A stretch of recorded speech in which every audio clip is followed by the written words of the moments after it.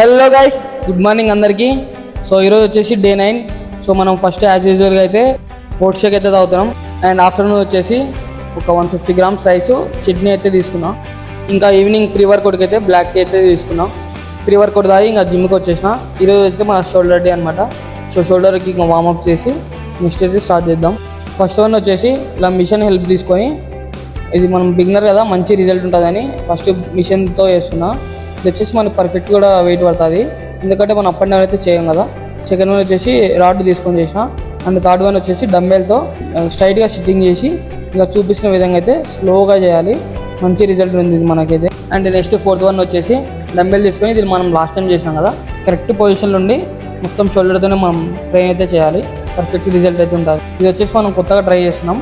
Plate తీసుకొని body ఏం కదిలించకుండా ఇలా సిట్టింగ్ చేసి పైకి ఎత్తాలి. అండ్ లాస్ట్ వన్ వచ్చేసి, ఇది బాగా చూడండి నా హ్యాండ్స్ ఎలా వస్తున్నాయో, సేమ్ అలానే చేయాలి. ఇది కూడా మంచి రిజల్ట్ ఉంటుంది. షోల్డర్ కంప్లీట్ చేసి నెక్స్ట్ అయితే 4 arms అయితే ట్రైన్ చేస్తున్నాం. This is day 9. డే 10తో మళ్ళీ కలుద్దాం. Okay guys, bye.